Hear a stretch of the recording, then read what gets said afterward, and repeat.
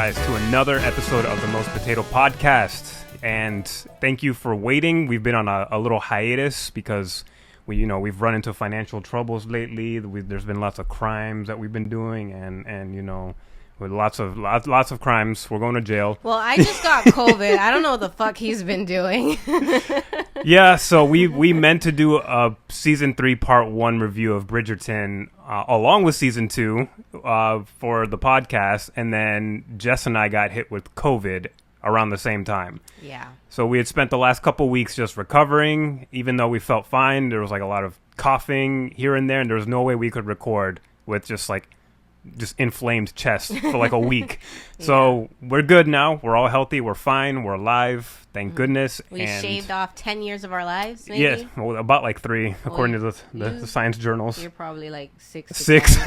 I'm 3, yeah, so I'll be here good for longer. Me. Yeah, so we're all good. So guys, get your vaccines, put on your masks, because this pandemic's it's not done.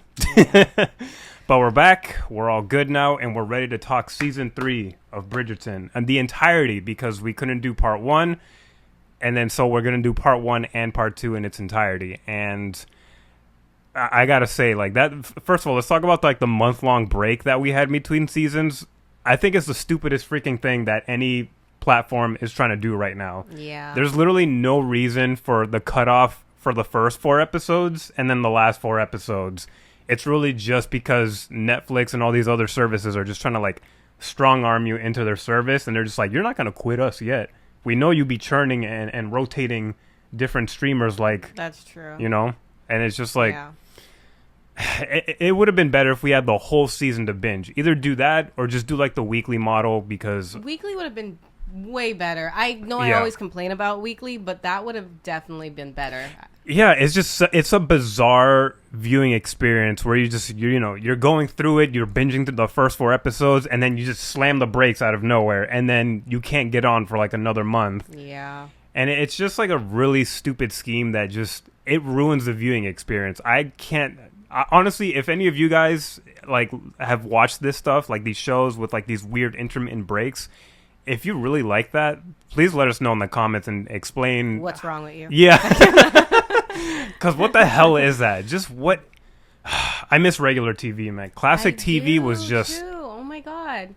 I always 20 think about episodes. That. Yeah, you get anywhere between 20 and 24 episodes. Yeah, it comes back every couple months. Yeah, the only time it ever goes down to like maybe 8 or 16 episodes is when it's like the last season. Yeah. And I'm just like, they don't do that anymore. At least not with all the popular shows that we do like. No. I mean, there's still regular TV running with its episodes, but I don't know if that's changed even now. Like, they still get like a good 15 to 20-ish episodes. Okay. Yeah, not all of them. I mean, like... I just think back to like my Vampire Diaries days, Supernatural, and Gossip Smallville, Girl, all those things that stuff. I used to love watching, and I'm just like, every week I'd be sitting down, and then I'd be going crazy when they said 2 weeks break. Now we got month-long, year-long, 2 plus years. We don't know when it's coming back long. Like, how breaks. long before we got Invincible, and then they did the stupid out of nowhere mid-season break. And I was just like, you guys were already kind of shaky for me with Invincible coming back. I was just like. So I was like, y'all going on a break is not, and then the average made no sense. Advertisement for it was just bad. I was just like, they didn't even advertise that it was back. Yeah, I just saw it on a random Twitter page, and then you told me. I was just like, oh, really? I guess. And then we ended up just waiting for it to stream every week, and then just binge watch the rest of it. Yeah.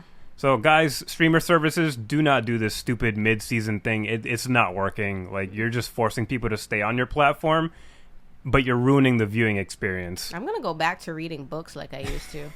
Like, no, really. I'm really just gonna start picking up books, because like TV and like, I know, it's all gone to shit. the streaming it's really annoying and frustrating, and I don't know if they're expecting us to like rewatch everything. It's like, no, there's so much new content and just shows and movies and all we this have stuff lives. coming out. We also have lives. We have lives. I want time to sit down and watch those new things. But no, you want me to go back, rewatch your show from how many years ago, or your season from how many years ago, and then you're like, oh, here's a new season. I'm just like, I don't remember what happened. I don't have time to rewatch it, or it wasn't rewatchable. Not to say that it not being rewatchable is bad, but yeah, I just like, this isn't rewatchable for me. It's like very few shows I can rewatch over and over and over again. Yeah. You know? Yeah, not every show has that. It doesn't matter how many seasons it has. Like, it could have 10 seasons, but if it's rewatchable, I'll watch it. And that tends to be the TV cable network shows. So, yeah, guys, don't do that again. I'm sure streamer services are going to do that again, but please just let us go back to either binging or watch it weekly. Don't give us blue balls, please. And that concludes our rant about breaks. No, but this ties perfectly into the Bridgerton season 3 experience, just because it really, with the way the story was like built and set up and the way that it was paced, I would have much rather have gone through it in one sitting or watch it weekly than have this weird stoppage. It just felt like a very awkward place where it stopped. Yeah. Well, it was very cliffhangery, blue ballsy type of thing. So I was like, that's like, if you're gonna do that, I guess that's a good point. Yeah, but to do it after just 4 episodes is crazy. Yeah, because I feel like all we ever get for shows nowadays is like maybe 8 to 10. We'll be lucky if we get just 8. Yeah, or it's just after waiting 2, 3, 4 years. So, anyways, this season we're finally following Penelope Featherington, the little wallflower that has yet to have any sort of, luck with men or boys, always like hidden somewhere and playing her evil British gossip girl role.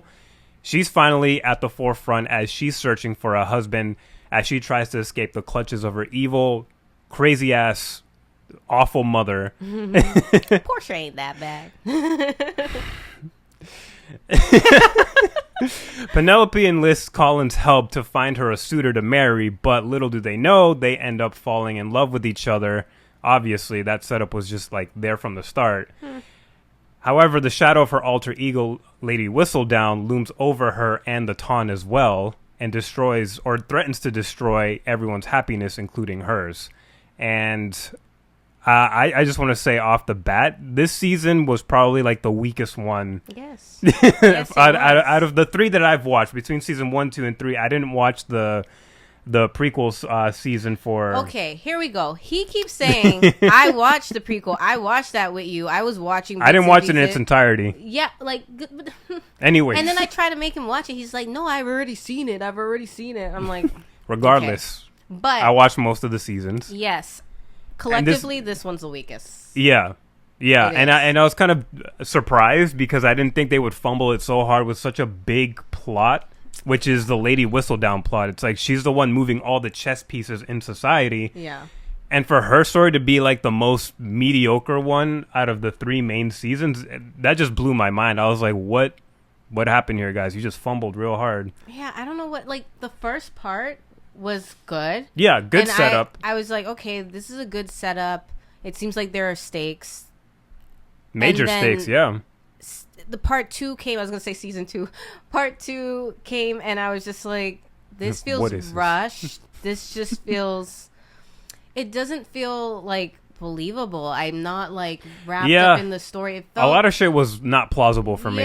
Even in this very fictitious world. I was like, there'd be way more beef going around with Lady Whistledown being revealed. Yes. I don't know what it is, and I'm just like, I really feel like season 1 was just like the peak of Bridgerton, and I would agree. Like, season 2 was way more entertaining than this, and I had my issues with it. Yeah, I didn't even like season 2 like that, and like it's not at the bottom anymore. Like season 3 is at the bottom for me. I love season 1, then Queen Charlotte, then season 2, and then now this season 3. I really don't. I don't know what they were thinking. I don't know. Yeah. Let's think of some positives first, because I feel like we have more negative to say. What were some positives that you can think of off the top of your head? Anything. It could be like the colors. That's all you got? Penelope has some nice ass colors going on. She finally stopped wearing the vomit green yellows that Portia forces her and her family to wear. Yes, her makeover. Penelope looked great. I love a good makeover in my shows and my movies. It's like she was meant to look that way the whole time, and the mom was just holding her back so hard, trying to make her look like this porcelain doll. Be ugly so you can't get husbands, so that way I could like treat you like shit for not getting husbands because I did this to you. Yeah. Basically. Like, thanks, Mom. But I don't know. I'm really trying. Okay. I mean, you said the first half was entertaining at least. I liked Francesca. She was a cool character. I liked her. I wish they gave her own season, but we can get into that a little later. I don't know if she needed so much. Maybe like they could have pulled out some things that was going on in this season and give her a little bit more time. Yeah. But I liked Francesca. She's a little different from what we saw in, I think, like season 1. I don't know if she was in season 2. I can't remember. Mm-hmm. But I mean, not because the actress is different. I know that. I know the actress, but something's different about her. And I don't know. No, it was just like, I feel like the Francesca that we had before. She just seemed more like into like the gossip and the dresses, and like more into her family. This Francesca seems very different. Not that this Francesca doesn't love her family. Yeah. She cares about them, but her behavior and her focus is different. It's very different. She's her and then her love interest, Kilmartin. They're coded as like neurodivergent kind of characters, kind of like maybe they might be on the autism spectrum. Mm-hmm. Yeah. Which obviously they wouldn't be diagnosed back in like the 1800s, but that's how they're coded. So, so you're saying that she didn't show those kinds of like personalities and behaviors previously? She really didn't. She was. So that might be a retcon then, or like a rewrite that they might have done. Maybe because I felt like she was very like. I don't know if maybe because she was younger or something, and like you know, I don't know what it is, and maybe like her there also wasn't much focus on the character. It regardless, wasn't, but like the little bit of time we saw with her, I wasn't expecting this to be like. It's like I just want to make mixtapes with fire ass piano basically. Like arrangements with my new husband. Yeah, so I mean, I liked that was part. Cool. I liked Lord Debling. Debling was he's cool. The right choice. But. You know, there's already a book and everything, so you know they could have changed that. They could have. I did like him, and I liked the moments with Prudence and Philippa and how stupid they are. Well, it's not about their the whole fault. Pregnancy, trying to figure out am I pregnant or just sex in general. They're just like, oh yeah, we kiss, and then he changes his pants and makes weird noises before changing his pants. What? That was funny. I love them in those moments. And I think that stuff all fell into part 1. Yeah, that was mostly part 1. I liked part 1. Yeah. The first 4 episodes. Mm-hmm. Yeah, I would say I enjoyed mostly the first 4 episodes, too. I liked the setup for the most part. I really liked the setup for Penelope and, like, the stakes that they set up for her, which is, like, oh, she's finally about to get what she wants with Colin, but then here's this looming threat of her identity being revealed. Yeah. Because there's only so much you can hold back before Lady Whistledown does get revealed by the Queen. Mm-hmm. So a lot of the setup, the tension was really, really interesting. I liked the ultimate, you know, moment where Colin and Penelope admit their feelings for each other when they first kiss. I thought that was like really nice. And looked very romantic. The carriage scene that everyone seems to love was also pretty good, but it was also like kind of funny because it's like you're already sticking fingers up in this woman before saying I love you. Like, yeah, you're such a Colin. Like, at least I think the other Bridgertons at least said like I love you first before before getting it on. Here's just like, and then just like, oh, great, let's get married now. Yeah, it was like it was amusing, and I was also just like. I was like into it. I was like, yeah. I was like, you guys go ahead. And then I was just like, wait. With these drivers. Like, he's like, are you gonna marry me or not? It's just like you just compromised the shit out of her. That was the most romantic way to say it. This is not as romantic as the last one. So I'm kind of disappointed. I don't know. Yeah. Yeah. But, yeah. So I like those moments. But yeah, once part 2, the last 4 episodes dropped, it quickly started deteriorating because there was so much story going on with different subplots. There wasn't enough time and balance to juggle all of those stories. Yeah. We'll get into like some of the subplots later, but like a lot of them just really didn't need to be crammed in here. You could have like at least set it up to be a thing in a future season or a spin-off series. And it just felt very detracting and just in the way of Penelope and Colin's time. Mm-hmm. Because I also feel like that they kind of rushed the friends to lovers trope with these two. Like, I feel like there should have been more build-up. I mean, you could say that it's been there, like, almost their whole lives since they moved in across the street from each other. Yeah. I guess but it's always been one-sided from what we saw so far. Yeah. Like, there was never really any major hints that Colin felt attraction to her, just like a kinship, like a sister. Yeah. So, and that might just be the fact that it's 8 episodes, so you don't really have enough time to do slow burns anyways. I mean, if you would have took out all of Benedict's scenes, you could have done that. We should have played a game of take a shot of tequila every time fucking Benedict just intercuts during the season, especially the last 4 episodes. It was just we would be wasted. It was such a waste of time, though. I love Benedict. Like, yeah, he's a fun character, fun character. He's like my favorite. His like, subplot Bridgerton with like brother. But I just feel like he meets this woman in part 1. They hook up. That's what Benedict does. We get it. He does it like every season. Yeah, he does. We get it. He does he doesn't have any responsibilities like that. Yeah. All he cares about is his art and, parties with, sex and wine and art. That's all he does for now.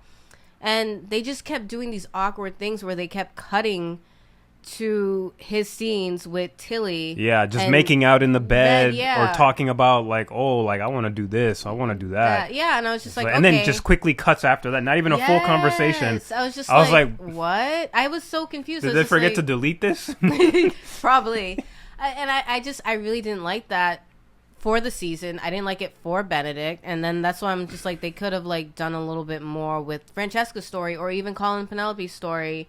If they would have just took those out. Like, we didn't need to know. Like, in passing conversation when everyone's together, like, I don't know, the mother of Violet Bridgerton, she could just be like, oh, where have you been? I've been hearing things. Like, they usually do. Yeah. But they're just like, no, let's spend time, cut to this scene. And I was like, this does absolutely nothing. It doesn't move any of the plots forward, including Benedict's own plot. Yeah, it doesn't. And I'm just like, this is there's really like this, stupid. Yeah, because they finally set up this thing where he's, in a questioning era of his sexuality, where basically he's exploring queerness when they introduce this man with, the woman that he's hooking up with Tilly.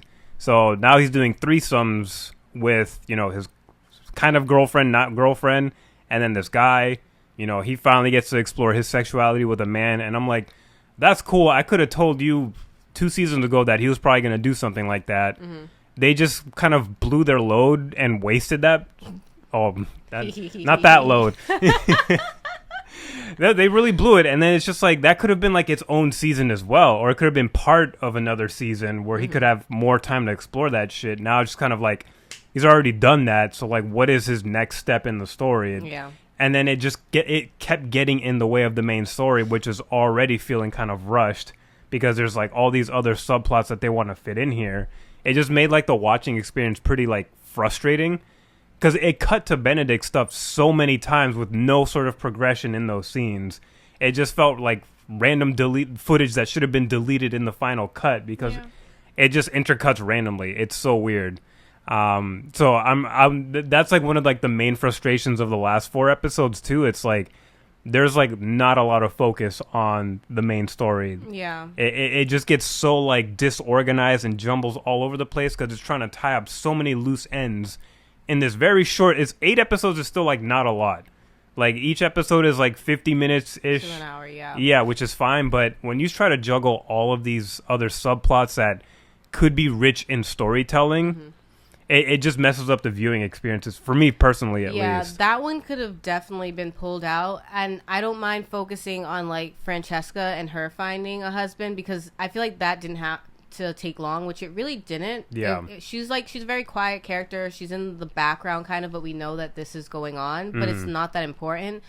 And then you have obviously Colin and Penelope, like they're the focus of this season, and we also have to remember last season with Portia and the cousin who like ripped off everybody. We have to remember that does fall into this season because one of her other daughters got married like in between seasons, and now it's about not the queen per se, but like the crown making sure that all titles are in the right place and who gets the house and blah blah blah. So they were sending over that guy. He's just like, oh, so how'd you come into all this money?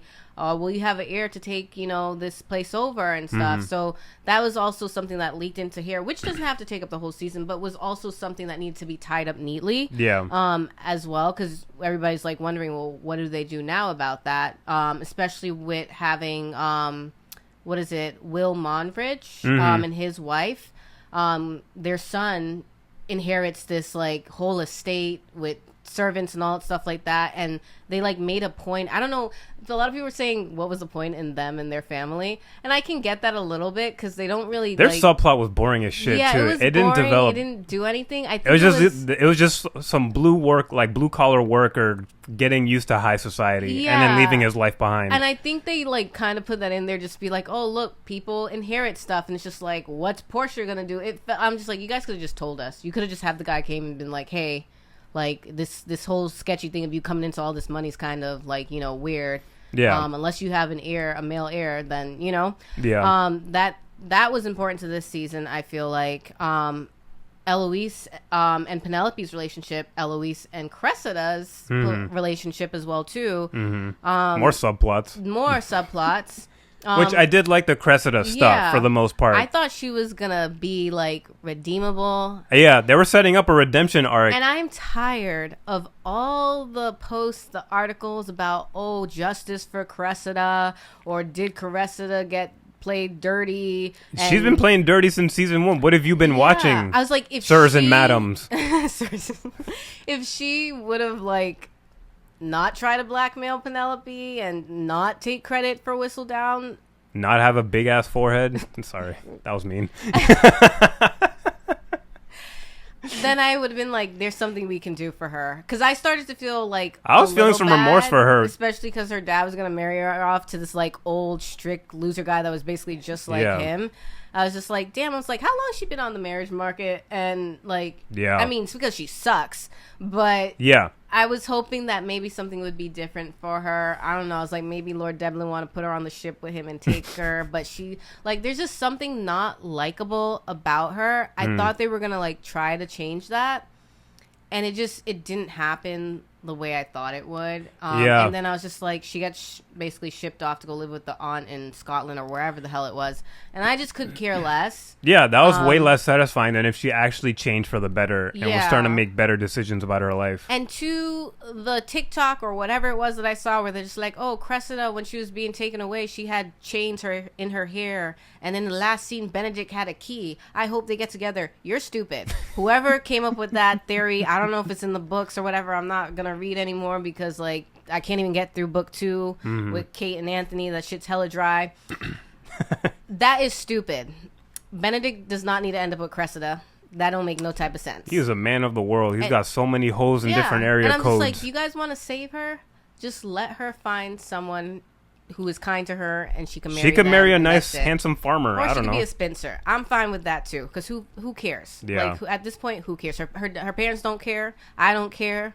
Like, Eloise don't give a shit anymore. Nobody cares. Yeah. So I was like wondering if she would come back in futures, but then I was just like, I don't It'd really be care. fine if she never comes back. That's fine. Yeah, whatever. Yeah, there's also like the weird subplot of Lady Danbury and her brother, like this beef that's just been brewing between them. You guys see how much shit was crammed into? We're not even talking about the main story yet. We should be talking about Penelope and Colin, and we're still talking about subplots here. Talk about them. I don't care. You guys want to talk about kaiju? Oh yeah, look at that shirt. I know, right? So the Lady Danbury stuff too was just like completely distracting. There's like this weird subplot where Violet is trying to like basically get back in the dating scene, water her gardens as she said. And there's a romance obviously brewing between I'm forgetting dude's name. Anderson, Marcus, thank you. Marcus, right? Yeah. Lord Marcus Anderson and Violet. And Lady Danbury is very pissed off at him for fucking childhood memory reasons, which is revealed later in the season.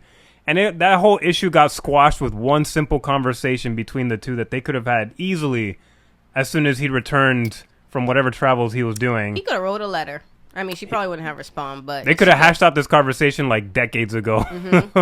I don't even want to get into like the specifics of like what her beef was, but that was just another subplot that was very distracting because it took up a significant amount of time. Yeah, I thought it was going to be something major. Like, I don't know if he was coming to like take her money, her house, her type. I don't know. I thought it was going to be like some serious super dramatic shit. Yeah, between like, siblings. And it wasn't. It was something that that doesn't matter anymore. He was a kid and when they were kids or whatever. And I'm just like, okay, this really just doesn't matter anymore. I'm glad they were able to confront it. But the way she was going on about it, especially when she was in front of Queen Charlotte, and Queen Charlotte's just like, you want me to, like, cast him out of the country and, I don't know, off with his head type stuff. And she's like, nah, it's fine. And I was just like, okay, we're going to resolve this and we're going to figure out what's going on. It was stupid. And I was just like... Yeah. I feel like they just blew through so much material that could extend the life of this series for more seasons. Because now I'm trying to think of, like, is there even that much material left if they wanted to do, like, 2 or 3 more seasons? Well, Eloise is going to be a big one. She's constantly fighting the, you know, idea She's trying of to marriage. fight the system. That, too. And then we have Benedict. I mean, Benedict's, like, still kind of a background character. Even though he was, like, pretty in the forefront, I want to say, for season 1. And we were getting to know about him. I'm not sure what they can pull out of him for me to be like, I don't think he needs his own season, but just for me to be like, yeah, he could share the story with somebody else. And then Eloise would be like a big like thing where she would have her own season. I feel like I'm really mad that they didn't follow through with her like dating a fucking paper boy. Like, well, yeah, that I want controversy and I want mess in these shows, and it would be great to see Eloise be like, you know what, I don't think I want to be rich anymore. I'm gonna go be with this man that I really love who prints papers, and we're gonna struggle together. Like, everyone kept calling her out. She's literally all talk, I feel like. Yeah, I don't think she would be able to handle... She's been so insufferable these last couple seasons, man. It's like, I get it. Like, you don't want to be a cog in this machine. That's great. But then you also look down at all these other people that participate, and it's just like... Yeah.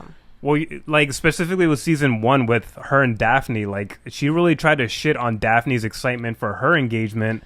Oh my god! When Daphne was like genuinely excited. Every time I rewatch that season, and she's just like, it must be so taxing, pretending, you know, being so perfect or pretending everything's all perfect. Yeah. I always get like something in me just gets so upset. I'm just like, bitch, she's here saying that, you know, things are gonna be fine for you, for me. However, they will be fine for me is how it'll be fine for me, and however it'll be for you. And I hope for the best, and that is what I wish, and I know that to be true. That's all Daphne was saying. And then I was just like damn, shit all over her fun. I never not be able to watch that scene without being just like, Daphne should have slapped the shit out of her. I don't know. Should have went off. But yeah. Yeah, she's one of those people that gives feminism a bad name. She's one of those feminists that go way too extreme and forgets, like, hey, the whole point is that women should have the option to do whatever it is they want. And if Daphne or anyone is excited about being married and just being a mother and having a loving relationship and that's it, that's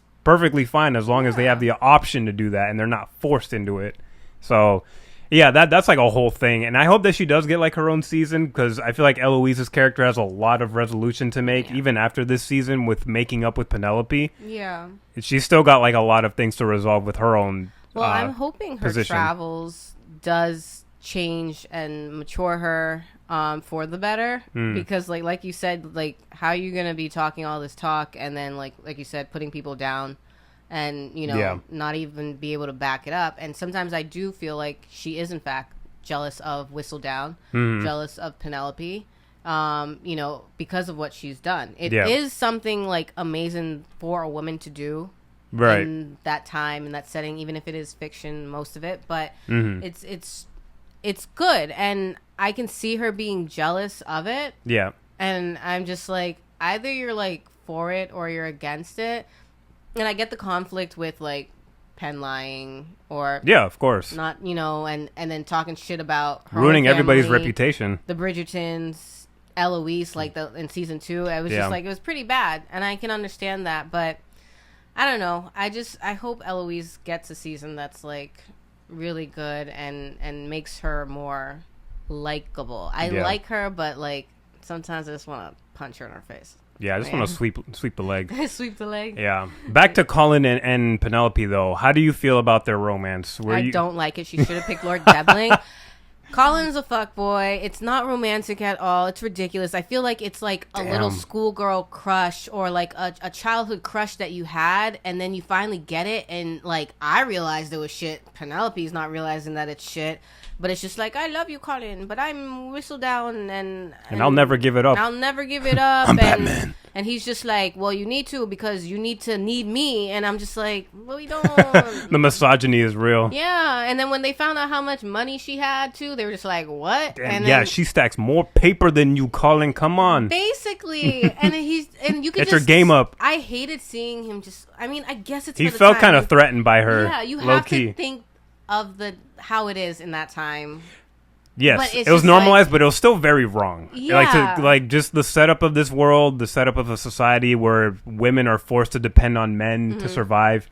It's fucking wrong. Whether it was normalized back then, whether it's normalized to some degree now, it's just morally wrong, because why is it that men get to dictate what society deems normal? And I felt they were trying to make us feel bad for him when he was just like, well, what do you need me for? I was just like, we bitch, don't. I need you to love me. Just love me. Yeah. I was just like, Penelope can't the love just be enough? Like, she loves you. It's like, no, I need to be a provider. I need to be the Batman. I need to do something, save this town. So I really just kept seeing like all the problems with the red him. Flags. Like, yeah, the red flags. Colin is a red flag. He's been a red flag since probably season 2. Definitely season 2, because like especially when he 1, talked that smack about Penelope in front of his guy friends. Her, and then he comes back in season 3. He's just like, oh hey, what's going on? She's just like, as if nothing happened. Yeah, I was just like, what the fuck? I mean, he doesn't know she overheard, but she confronts him right away about it. And he's just like, no, let's go somewhere to talk, because, and I'm just like, you said it. Did you say it or not? Like, that's what Penelope basically said. Which I have a big gripe with that moment. I feel like that confrontation should have like been a little bit bigger, a little bit more messier, because it gets resolved fairly quickly. He just kind of like apologizes, and then she's like, okay, help me find a husband. Because that's a kind of monumental thing to hear from your supposed best friend, like saying that, oh, I would never court somebody like Penelope. It's just like, what do you mean by that? Like, he could have that could mean so said, many things. Like, I would never court her because she's like a sister. Yeah, say some. You could say it in a way that's positive. But he said it as if like she was like the lowest of the lowest. Like, I was just like, damn. I was like, that's rude. I was like, did something happen between them? But then I realized he was just saying that because he really was like, I don't know, being bullied into saying it almost. Like, all the guys were going to laugh at him. And it was just stupid. And I didn't like that either. And I thought that was resolved very easily. Too easily. Yeah, I agree. And because, again, he's performing so much of his masculinity to feel like he's got a position somewhere, to the point where, like, he's over here being stoic and trying to act like he's too cool for society now, flirting with women that he'll never court. And it's just like, shut the fuck up and like just get over yourself. He wants to be a rake so bad, and he's just like, he's so corny. Like, he's just not it. That's like, yeah. The only thing going for him was that he had like this big glow up. Like, he looks like a man now. He's got abs and shit, some facial hair. Yeah. And it easily distracts from the fact that he was kind of a piece of shit to Penelope for like a good while now. And, you know, even when they're together, like, the whole thing with him finding out that she's Lady Whistledown, he had every right to be angry about that. Mm-hmm. It fucked with his life and with other people's lives that he cared about. And he was like already married to her when he felt, or did they get married after? No, they were married. Sorry, no, they were engaged first. Yeah. And he found out during the engagement. Oh, yes. And then the wedding happens after. Oh, yeah, but he had already compromised her. I mean, he could have backed out of it for good reason, but I was just like, you compromised the shit out of her, so you're going to have to go through with this, buddy. Yeah, so, and then he just gets really frustrating when I understand why he wants Penelope to get rid of the Lady Whistledown thing. It's like, you're only going to cause more problems. Mm-hmm. But part of it was also like, well, you need me. I need you to need me in a way that can provide for you so that you don't have to do this. And it's like, she still wants to be a writer, like whether it's Lady Whistledown or something else. Oh, and then he was all butthurt too about the fact that he's just like, you let me go on about my writing and my manuscript, and all this time you were like Whistledown writer. You're better than me.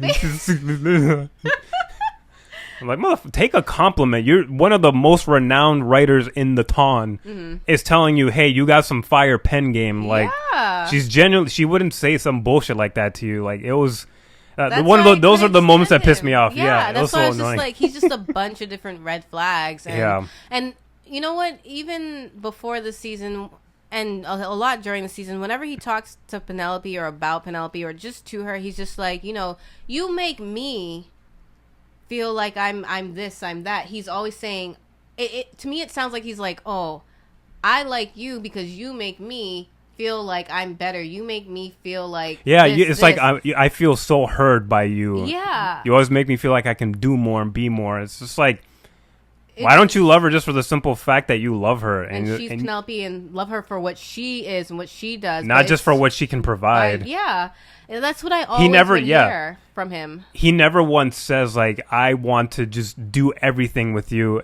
I want to do nothing with you. Like, just being with you makes me the happiest I've ever been. Like, I don't feel this way about any other women that I've been with. Yeah. Just simply being in your company. Like, he doesn't really say stuff like that. It's mostly about how she can make him feel. Oh, yeah. Which is just like, yeah, not like, the most. I like that you put me on a pedestal, Pen. It's kind of what it came off as. That's what it feels like. Yeah. Yeah, for sure. And it just made me feel like I couldn't buy into this romance as much as previous romances. He don't even got like a fire-ass monologue. Like, he's not over here yelling like, I burn for you! Oh, yes. Yes. When one burns for someone. Oh, wow. Look at him quoting, guys. He doesn't have the you are the bane of my existence and the object of my affection or whatever the fuck he said. We gotta get you to watch Queen Charlotte so you could do King George's monologue. King George has a monologue? Yes. See, I don't think Colin has like a big major monologue that he does. Does he say anything? He says this. Okay. The moment in the chariot. Will YouTube allow me to do this? Yeah, he was like the least romantic of the 3 seasons so far. Yes, he was. There was nothing. He was too fixated. I mean, all the men that we've seen are fixated on their position as being the providers and stuff, but they at least come around and be like, okay, I got to do better. Even Anthony. Yeah, exactly. So let's also talk about the Penelope titties. Okay, Alvin really wants to talk about Penelope's titties, so go ahead. No, I specifically want to talk about how this show actually depicts a woman with, like, voluptuous curves as being like desirable and being beautiful and being wanted. When there's like so many shows that don't do that at all. It's always like a thin woman or like someone who's thin and curvy.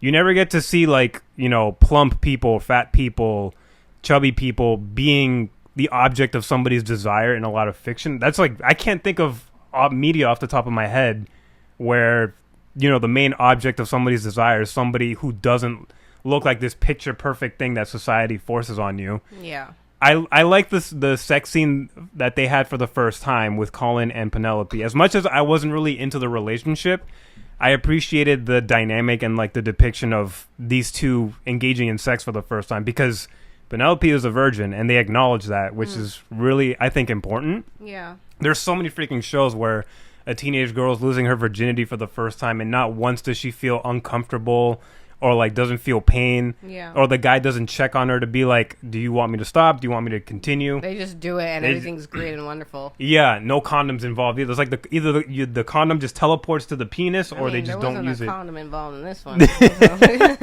Yeah, so I really like the sex scene that Colin and Penelope shared. I really thought it was very, intimate. It was filmed in a way that wasn't like gratuitous and like, in your face, trying to be like nasty for the sake of being nasty. I don't think any of them ever did None of that. them have been, even like the more like, hotter sex scenes, like stuff with like Anthony and Kate, where that was pure like passion. Even that's filmed in a way where it's like two people respecting each other with their boundaries, their desires and all that stuff. And it was just really nice to see a character like Penelope finally get her time to be like, I'm a grown woman now. I get to do what I want. I get to enjoy these same pleasures that other people, feel like they should deny me because I look a certain type of way. And it goes kind of full circle to like the issue of Colin being like, I would never court someone like Penelope, because I feel like that was kind of charged with a little bit of fat phobia. Like if she wasn't fat, if she looked like the way that all the other women looked, I don't think he would have made a comment like that. Yeah. So it was really nice to see, this sort of depiction of a character, of a plus size person just being able to just have sex and be respected and just like show off. Like she was showing off like boobies and like boobies. It was just nice to see that. I feel like that just doesn't happen often enough. Yeah, that's true. I really like that. My only thing with the scene, I was just like, y'all ain't even married. You need to stop compromising this girl. Colin's just trapping himself. I feel like because he's all about honor and shit, right? I was just like, oh my god. I was just like, what, y'all really gonna do this? I thought this was gonna be the scene everyone was talking about was gonna be after the wedding and all that stuff. It was just like, nope, after the wedding, he slept on the couch. Fuck the wedding. Yeah, I was just like, he said, "I'll take the couch." Yeah, but it was a good scene. Not my favorite out of any of the sex scenes in Bridgerton. Yeah. Season one always. Yes.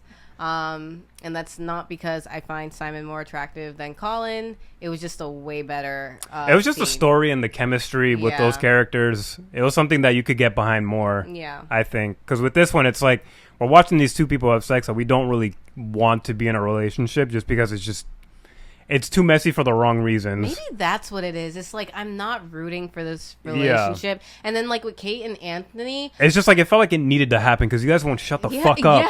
Yeah. It's one of those, like, hate fucking moments that people be having. They actually love each other. Yeah, exactly. So I was, like, more into that one than, like, this. I was just like, Lord Devlin, sail back here, please. Like, yeah. And I don't know. And maybe it's just because I also never, I never felt like the Colin and Penelope really had that much romantic chemistry because it just happened so fast this season. So it also felt abrupt. So like I was already getting used to like them kissing for the first time, and now I'm just like, you're clapping cheeks now, and Penelope's asking to go again, and Colin's like, give me 10 minutes. So. Yeah, I wish there was like a little more build up to that, but I appreciated that sex scene. I thought that was a pretty cool thing for them to do. Because again, we don't have a lot of stories in media where we see people of all different body types engaging in sex. Yeah. Like there's it's such a normal freaking thing. Like there's so many people with various body types that hook up with each other all the time. So it was refreshing to see. So I want more of that in media in general. So that was cool. That was enough for the Penelope titties section of this. Good? Yes. Okay. Got that out my system. Yes. Now let's get to like the lady Whistledown conundrum. So I asked you this before because we tried to record this previously and we lost all the footage. So now I'm trying to remember some of the questions that I asked. So I think I asked you before if you thought Penelope was deserving of love because she was holding the Lady Whistledown identity. Like, because I'm still trying to wrestle with the idea of like, how much wrong did she do as Lady Whistledown? Like, did she do something so horrendous that she doesn't deserve to be around people to socialize and have love? Or is that too harsh? It is too harsh, though. Like, Whistledown has like done a lot of like almost damage, but like nothing that people can't recover from, really. Yeah, because we're dealing with rich people here. It's like they're mostly exposing like dirty laundry that people have. But I don't know if revealing that has ever really fully impacted people's like financial situation, living situations, relationships.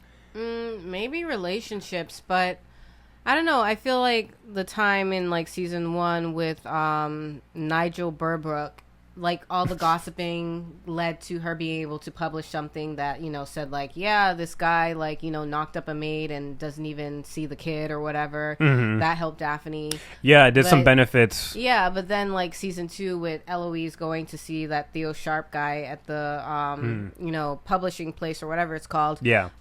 You know, that could have ruined Eloise, and kind of like for a minute it did, because it's just only because like her social standing versus his, that was the problem. So that had people talking. That's enough to ruin someone, and then to know that she's in that part of town running around stuff by herself, that can ruin her as well too. I mean, Penelope did that to save Eloise from the queen thinking that she was Whistledown, but it was still very damaging.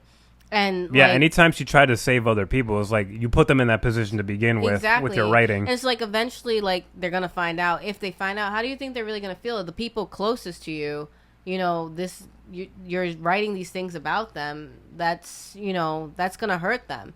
And I don't know what she said about Colin. She said something about him, but his feelings are always hurt about something. I couldn't care less. But that's another thing. You like this guy so much, and you're talking shit about him and his family. Yeah, so it's just like, I don't think she like doesn't like she deserves love, but it's just like it's gonna be that much more difficult. Yeah, it's like for me, I'm thinking like, can she find love here, or does she just continue being Lady Whistledown, or take her money and go somewhere else where no one knows her and find love elsewhere? I felt like that would have been the proper avenue for her, or Lord Debling being out to sea and she can continue writing. But like you said, she wants love. She wants love and the freedom for her career. And I'm just like, well, if that's the case, Colin's going to have to know. Yeah, exactly. And I feel like it could have just been him that knew about it. I like your idea that you mentioned that it should be privately between certain characters and not revealed to the entire town. Yeah, because I'm just like, now everybody's going to be acting funny when they're around Penelope and stuff like that. Because they'll feel like they're being monitored. Exactly. Yeah. So I was just like, I really hated like the last episode, basically how it ended, where the queen confronts Penelope, has her come out and say, yeah, I'm Lady Whistledown, and then everybody's looking at her like, what the fuck? Mm-hmm. And then they have no choice but to accept her because the queen accepts her. It. And that brings me to the scene between Lady Danbury and the queen, when Lady Danbury's just like, okay, what happens when you find Lady Whistledown? What happens when you expose her? What then? What do you do now? And the queen's just like, I don't know, like, I caught her, haha. And it's just like, but now this little game of cat and mouse, I don't know which one's the cat and the mouse, but is over. It's like the Batman and the Joker. Yeah, and the queen... It's like, I don't want to kill you. You complete me. Basically. And the queen is bored. She's in a prison of her own. As much as she pulls strings... Bars. As much as she pulls the strings, she's still in her own prison, you know? So this is something patriarchy that, you know, keeps her entertained, so she's not bored. Yeah. And I just didn't like that, you know... At the end, the queen basically has Penelope come out and say she's Whistledown, and then she's like, well, I'm okay with you being Whistledown. Use your pen for good. Blah, da, da, da.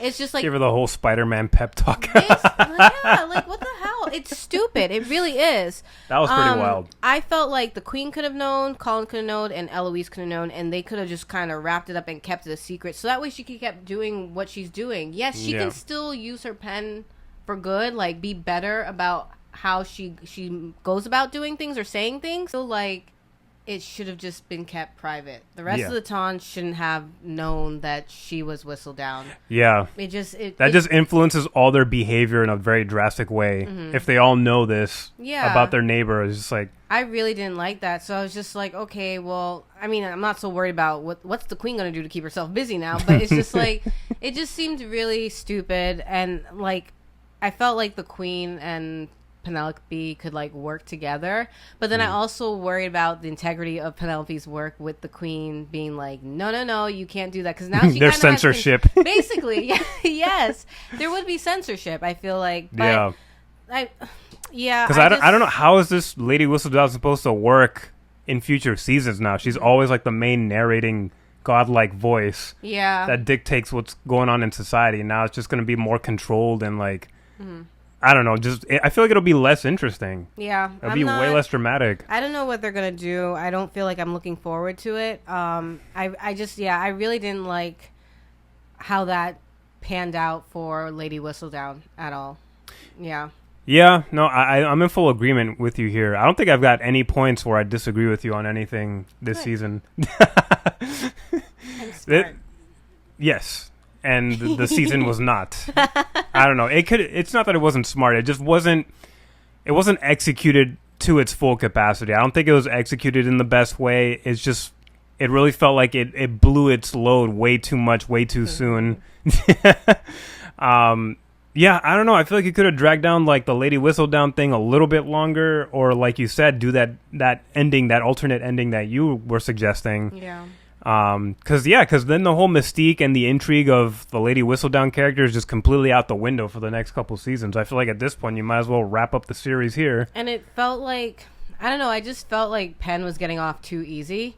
Yeah, like, I agree with that. It's just like, okay, she gets to marry Colin. She gets to keep being Lady Whistledown. The Ton doesn't run her out of the country, with pitchforks and stuff like that because they found out she's Whistledown. She's getting everything, and no consequences, no sort of. And I'm not trying to be a hater. It's not like I don't want her to be happy or anything like that. Like, I feel like she deserves to, given, like, you know, her background. Her sisters were terrible to her. Her dad upbringing is complicated. Two shits about his family because he has a gambling problem. Now he's dead. And then her mom's just always with these. They're not even backhanded compliments. They're just backhanded. They're straight up, straight up direct insults. Yeah. You know, I just, like, I understand why why Lady Whistledown became a big thing. I understand why she picked up the pen so she can get out all her frustrations. It's interesting to me that she was like, you know what, I'm going to publish this shit.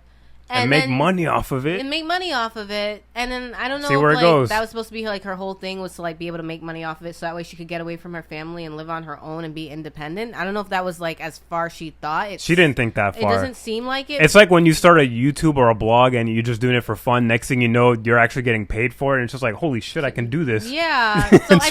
feel like that's what she did. Pen's a YouTuber. And, you know, she's just trying to, like, you know, make get her way in the world. Her frustrations out, knowing that she's a woman and she's like a woman that's like not desired, not even looked at in society. So like this was good for her. This is like her therapy. This is like what she needed. And I can understand it, like I said, with her family.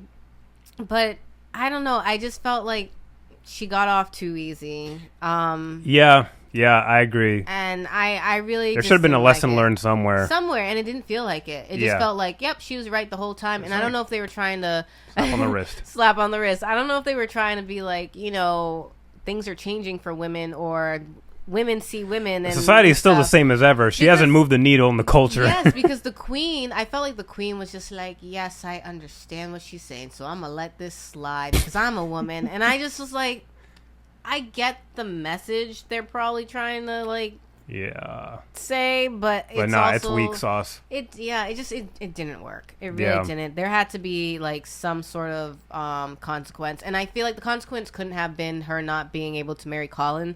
Like, I haven't. That would have read been the books. Fine. Yeah. I mean, that would have been interesting. Maybe at the in the future they could get married. Maybe now it's ruined. Right now it's like delayed. Yeah. Look, we're coming up with all these alternate endings and whatnot. Netflix, hire us. We're gonna do a reboot. Yeah, we'll do a reboot. It'll come in the next 5 years or less. Reboot for Bridgerton.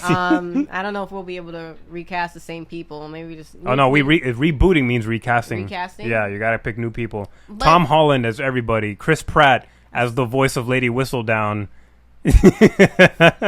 No. That's what the people want. No. Sometimes you don't always get what you want. But any hoodle. Yeah. So you felt like she got off too easy, right? Yeah.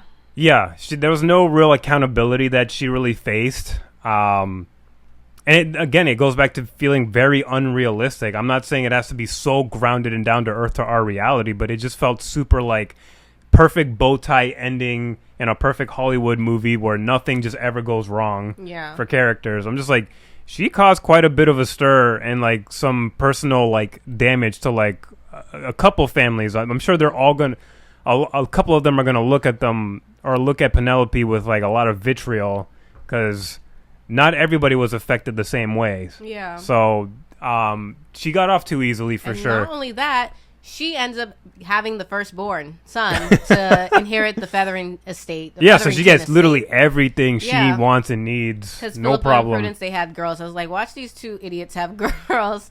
I mean, not that they can control that, but yeah, I was just like, oh, great, even more. You get even more, and I'm like, I don't know. I feel weird, like I don't know. I like want her to be like burned at the stake or something. I don't know. Burned at the stake. Damn. I wanted there to be some sort of like. Yeah, like some little consequence. Lessons. Something. Yeah, for sure. Yeah. So overall, the season was a pretty, like, it was a bit of like a letdown. There was like, especially with like a decent amount of setup and build up in the first half of the season, and then just for it to kind of like just perfectly resolve like that so quickly, it just made for like a very like meh sort of like experience, at least for the second half of the viewing. Yeah. So, and I don't know what the future of Bridgerton is. I don't keep up with the books. I don't know who would be next, but it feels like a lot of plots kind of got like just perfectly resolved where you just can't carry on with like another season unless you pick somebody like Eloise who has more story to tell. That would have to be the next thing. So yeah, overall this season pretty lackluster. It had its good moments, but I think overall it was a pretty disappointing season. It was a salty spud. Oh, we going into ratings already. Okay. Yes. All right, so you gave it a salty spud. Yes, salty spud, and I'm not backing down. Can't make me.